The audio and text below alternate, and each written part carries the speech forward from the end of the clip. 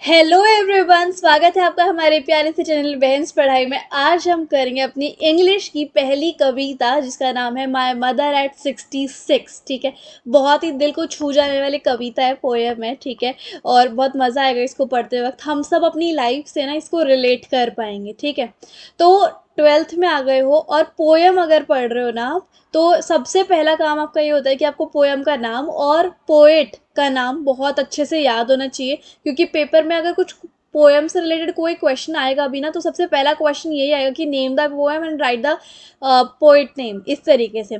तो पोएम का नाम क्या है? My mother eight 66। और लिखा किसने है? पोएट का नाम क्या है? कमला दास। ठीक है, ये याद हो गया, कमला दास कमला दास कमला दास, ये नाम है। ठीक है, ओके। तो अब हम स्टार्ट करते हैं इस पोएम को। उससे पहले मैं आपको एक बात बता दूं, अगर आपको कभी भी डाउट आए तो आप मुझे इंस्टाग्राम पे फॉलो करके डीएम कर सकते हो। और ये नोट्स चाहिए तो आपको टेलीग्राम पे मिल जाएंगे। ठीक है, दोनों की लिंक आपको डिस्क्रिप्शन बॉक्स में मिल जाएगी। So let's begin our poem without any देरी। अच्छा, पहली पंक्ति से यानी कि फर्स्ट स्टैंजा से स्टार्ट करते हैं। Driving from my parents home to Cochin last Friday morning I saw my mother besides me. ठीक है, तो अब यहाँ पर क्या होता है? बिसाइड का मतलब कि मेरे साथ में ही बैठी हुई है ना। तो यहाँ पर पोइट जो है वो एक्सप्लेन करते हैं कि दैट वंस शी विजिटेड, कि एक बार क्या होता है, जो पोइट कमला दास है ना, वो अपने पेरेंट्स के घर जा रही थी। और उसके पेरेंट्स का घर कहाँ पे है? कोचिन में है। ठीक है, और वो फ्राइडे का दिन था। और वो उसके बाद क्या होती है, पेरेंट्स के घर हो आने के बाद दोबारा से एयरपोर्ट पर जा रही होती है। मदर जो है पोइट की, वो उनके साथ में ही बैठी हुई है कार में। और पोइट जो है वो अपनी मदर की तरफ देख रही होती हैं। अब यहाँ पर लिटरेरी डिवाइस देखो क्या है?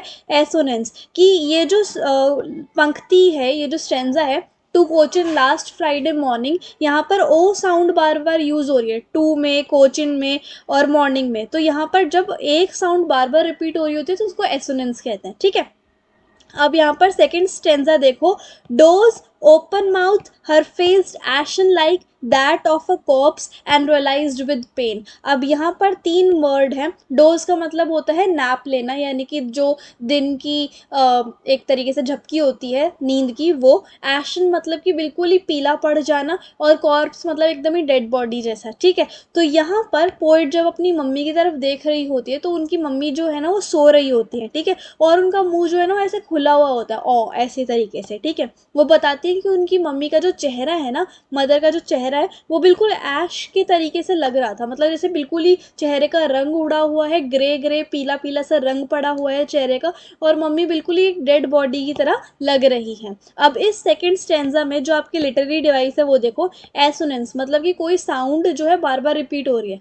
तो इस लाइन में देखो, those open mouth her face ashen like of that of a corps. तो यहाँ पर ओ ए ई साउंड जो है वो बार बार यूज हो रही है। ठीक है, सिमिली, सिमिली जो है वो क्या है कि अब कि हम किसी भी चीज़ को कंपेयर कर रहे हैं, तो मम्मी के जो फेस का कलर है वो कंपेयर किया गया है एक लाश से, एक कॉर्प से, एशन तरीके से। ठीक है, सो जब यहाँ पर लाइक वर्ड आ जाता है ना, कि like her face ashen like of a corps, जब भी लाइक वर्ड आ जाए तो वो सिमिली होता है कि मम्मी का जो फेस है वो एक कॉर्प्स की तरह कंपेयर किया गया है, एक डेड बॉडी से कंपेयर किया गया है। कंपैरिजन आया तो सिमिली हो गया। ठीक है, अब हम आते हैं थर्ड स्टेंजा पे, जो कि है that she was as old as she looked but soon put that thought away and looked out at young trees sprinting and merry children spilling out of their homes. अब यहाँ पर spilling का मतलब है कि बाहर निकल रहे हैं, लेट आउट। और स्प्रिंटिंग का मतलब है तेज तेज मूव कर रहे हैं। ठीक है, यहाँ पर पोइट रियलाइज करती है कि अब उनकी जो मदर है वो बूढ़ी हो चुकी है, ओल्ड हो चुकी है। और उन्हें इस बात को सोच सोच के बहुत दर्द हो रहा है कि उनकी मम्मी बूढ़ी हो चुकी हैं। और वो इस उदासी से छुटकारा पाने के लिए अपने दिमाग को दूसरी जगह पर डाइवर्ट करने के लिए कार के बाहर ट्रीज को देखने लग जाती हैं। ठीक है, वैसे तो ट्रीज एक जगह पर खड़े रहते हैं क्योंकि वो स्टेशनरी ऑब्जेक्ट्स हैं, है ना। बट कार जैसे तेज तेज चल रही है तो यूं लग रहा है कि कार के साथ ट्रीज भी तेज तेज भाग रहे हैं, चल रहे हैं, है ना। स्प्रिंट कर रहे हैं, तेज तेज चल रहे हैं, मूव कर रहे हैं। वो साथ के साथ ट्रीज के साथ साथ बच्चों को भी देख रही हैं जो अपने घर से निकल रहे हैं, प्लेग्राउंड की तरफ भाग रहे हैं। उन ट्रीज में और उन बच्चों में ऐसा लग रहा है कि उनके अंदर फुल ऑफ लाइफ है, मतलब वो बहुत जिंदा है और उनके अंदर एक बहुत अच्छी एनर्जी है, ठीक है। बल्कि मम्मी को देखें तो मम्मी तो बिल्कुल ही ओल्ड हो गई हैं, बिल्कुल ही लाइफलेस लग रही हैं, एक डेड बॉडी जैसी लग रही हैं, और उनका मुंह भी एकदम ही पीला पड़ा हुआ है, ठीक है। एक तरीके से तो हम बिल्कुल ही ऐसी चीज़ों को देख रहे हैं जिनके अंदर फुल जान है, और वहीं दूसरी साइड मम्मी को भी कंपेयर कर रहे हैं जिसमें बिल्कुल भी जान नहीं है। अब इस स्टैंजा के लिटरेरी डिवाइस देखो, लिटरेरी डिवाइस करना बहुत इंपॉर्टेंट है for exam point of view, इसलिए मैं आपको stanza wise stanza literary device करवा रही हूँ, ठीक है। कॉन्सोनेंट्स देखो, यहाँ पर साउंड एस और टी का यूज हुआ है, ठीक है। इमेजरी देखो, इमेजरी वैसे तो इमेजिनरी का मतलब है कि हम इमेजिन कर रहे हैं, जैसे ट्रीज वैसे भागते नहीं है पर हम इमेजिन कर रहे हैं कि वो भाग रहे हैं तेज तेज, है ना।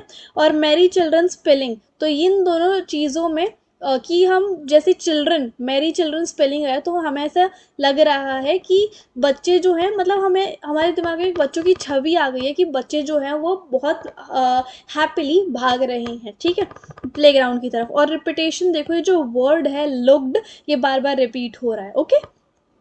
अब यहाँ पर देखो अगली stanza, but after the airport security check standing a few yards away I looked at her wan pale. इस तरीके से वैन का मतलब होता है बिल्कुल ही सूख जाना, डिम पड़ जाना, और पेल का मतलब कि थोड़ा पीलापन, कलर उतर जाना, डल डल सा, ठीक है।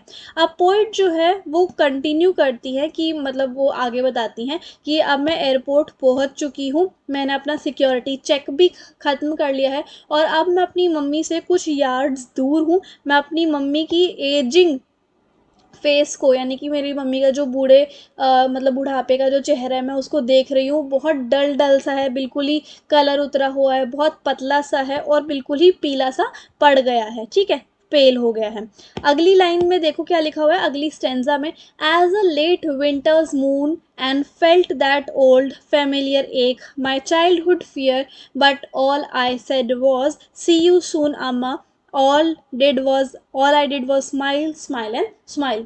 कहीं ना कहीं हम सब बच्चों के मन में बचपन में ही ये डर आ जाता है कि जब हमारे मम्मी पापा हमारे साथ नहीं होंगे तो हम उस पेन को कैसे बर्दाश्त करेंगे, है ना। सबके मन में होता है ये डर।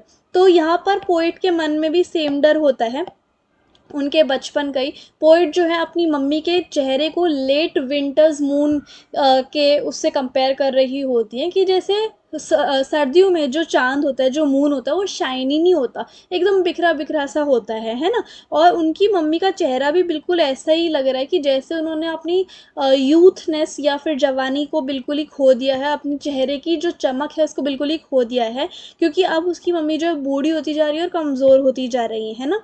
पोइट को वो बचपन का जो डर होता है कि एक ना एक दिन उन्हें अपनी मम्मी से अलग होना पड़ेगा, वो दोबारा से सताने लग जाता है।